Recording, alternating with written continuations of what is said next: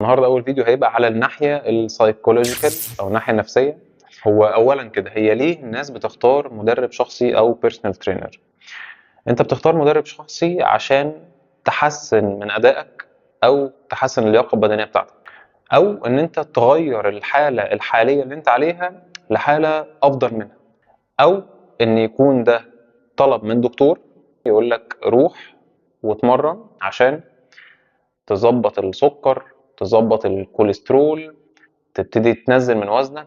يا اما حاجه شخصيه، حاجه انت عايز تنفذها لنفسك، او دكتور هو اللي موجهك عشان تعمل ده. فهنا المدرب الشخصي بيكون ليه دور كبير جدا في بدء عمليه التغيير، وبعد ما تبدا عمليه التغيير بيبتدي يعزز عمليه التغيير، يبتدي يزود العمليه دي عندك. وبعد كده بعد ما يغير السلوك ده، الجزء الأصعب بقى إن هو يحافظ على السلوك ده عشان تقدر تكمل بيه، ويبقى زي ما بنقول ده اللايف ستايل بتاعك، وتقدر تكمل كده على طول.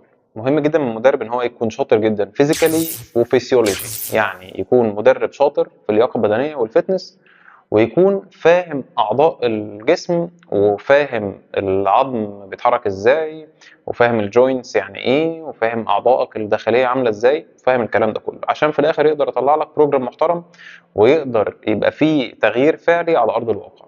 طيب احنا قلنا إن أحيانا بيكون المتدرب عنده دافع شخصي، فده بيخليه متحمس لبدء التمرين، أو توجيه من دكتور فده يخليه يبتدي التمرين.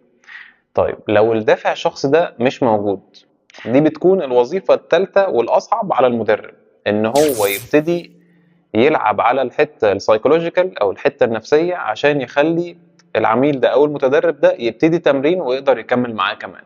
فأنا دايما بشوف إن أصعب مهمة على المدرب هي فهم السلوك النفسي وتغيير السلوك النفسي عند العميل. مش عارف، حسيت الكلام كبر قوي مرة واحدة كده بقى معقد، بس ده باختصار موضوع النهارده. هنتكلم على التغيير النفسي جزء جزء في الفيديو الجاي ان شاء الله. اشوفكم قريب ان شاء الله.